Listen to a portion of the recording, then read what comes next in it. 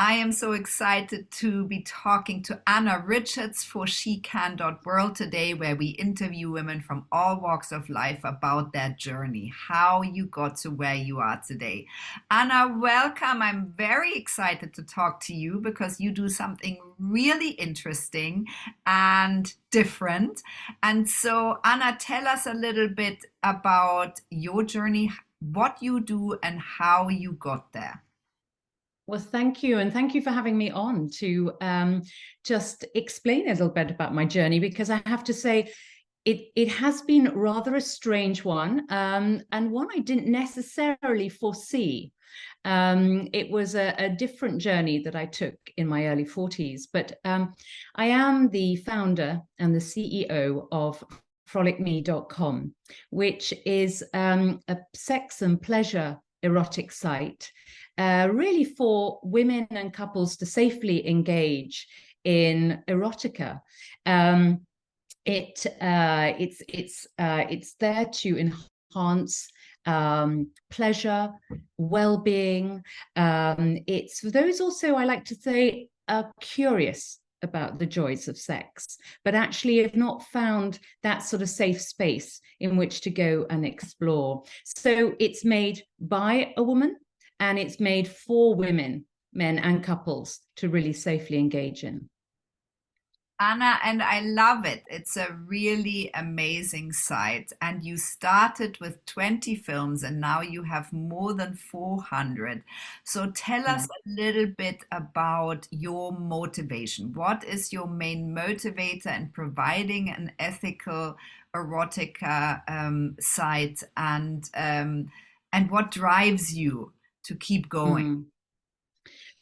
I suppose it's that classic sort of adage of I didn't find what I was looking for, so I decided to make it myself, and I think it's so easy when you're there and you're going, why isn't there this? Why isn't there that? Why isn't someone coming up with something really sexually erotic? And women love erotic sex. I mean, that's been proven through many books and articles and so on. So you could say it was a personal journey. You could say it was also a commercial journey. I'd run different businesses before, never in this area whatsoever. And it was something that I felt quite strongly about. The more I actually looked as to how were women being catered for when it came to erotica, what was actually being presented to us, that we could really understand. And I think that the problem was when it came to any kind of online sex, any visual online sex, women just were not being catered for. It was all through focused on the male vision, what it was that men were looking for, and hence why so much of what we see online is very gratuitous. It's not healthy depictions of sex, and it's not something. There's too much vulgarity, and women just don't actually can't actually understand understand that context of the sexual aspect that we're being presented. So it is, as I said, it was very much a personal journey, but also I felt, why wasn't there a brand out there that could offer women a safe space to actually go and explore their sexuality, a safe space to go and enjoy some really gorgeous, beautiful erotica that also pushed boundaries. It's still very sexual, but it was something that I felt ever through female eyes, the female gaze. We didn't focus on female pleasure when it came to online films. And yet, when I also looked at the time when I was starting to go, why is this the case?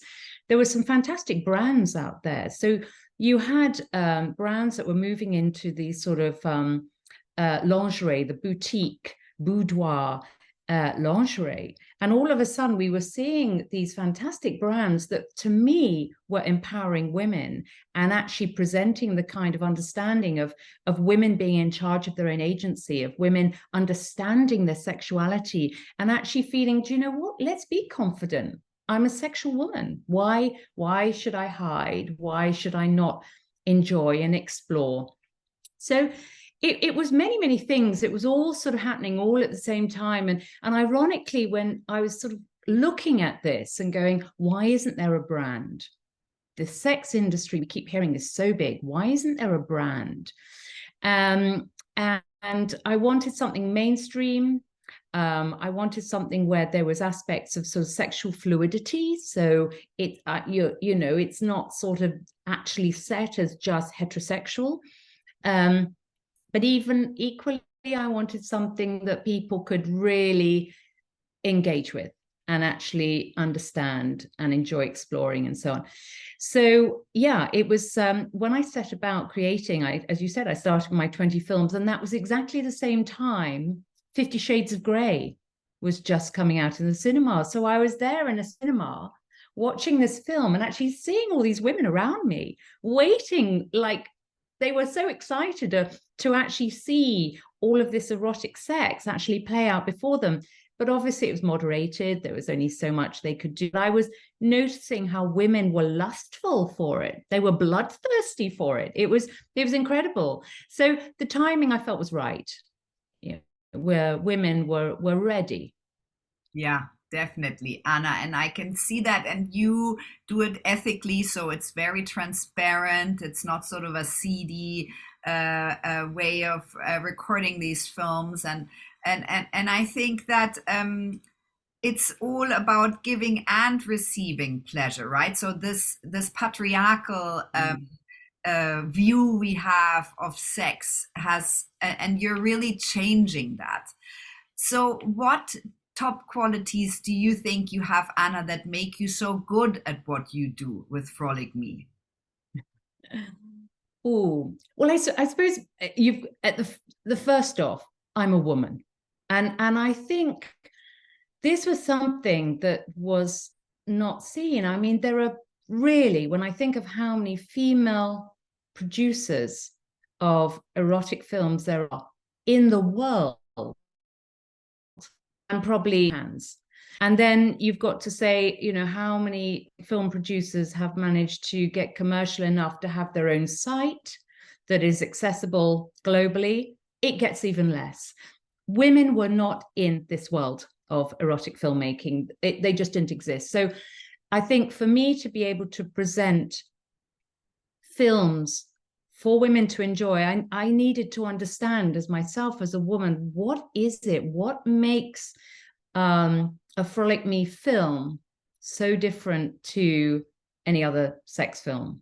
And to actually understand the female pleasure aspect. Women are not vessels. They're not vessels in my films. It's all about, they are the ones instigating the pleasure. The consent is there. They are wanting that. They are empowered by having that sexual pleasure. And that to me is key. And only really as a woman can you understand that and present that. So I've got to say, that's got to be my number one, really. I love it, Anna. That's exactly what and I'm so grateful that you're showing that. Anna, so what top tips would you give to women, younger women watching this? What are top tips to really have a joyful, pleasurable sexual journey? I think when it comes to sex, we're starting to learn an awful lot, and we're starting to understand about sexual wellness. We're starting to understand more about the word pleasure. And this is a word that really is coming out now, which if you go back, probably maybe even only 5 years ago, we didn't really understand about pleasure and female pleasure. And when you actually stop and go, what sort of sex do I want? Because you've got to always remember that you're really having sex for yourself with a partner or partners. So you've got to make sure that this is the this is the sex that you are after, this is the sex that you want. And not, I think sex can sometimes be a big boundary for a lot of people. And I think maybe for women in particular. And we're not necessarily ones that are used to talking about sex. So I'd say my first tip would be, one, remember that you're having sex for yourself. So it's about what you enjoy, not necessarily about what somebody else enjoys. Obviously, you consider that person, but you don't have the whole agenda all focused just around that person. It's that understanding of the balance and so on. But women need to actually understand, first and foremost, themselves. What is it you like? And you can only do that when you stop saying sex and almost go pleasure. What gives me pleasure? Where do I touch myself? Whereabouts on my body do I enjoy? And once you start to understand that, you can actually communicate that to your partner. So I would say I'm a huge advocate straight away of masturbation, and I'm a huge advocate of sex toys. These sex toys do wonderful things, and they help women achieve levels of heightened pleasure that just our own bodies alone can't always achieve. So I would say, you know, if you're someone that's never quite felt you've actually ever reached those levels of pleasure that you would enjoy, consider a sex toy. Bring that in and start using it on yourself on your own, and start understanding what it feels like. And then once you get that sensation of understanding how good it can feel, you can start to translate that into your own partnered sex.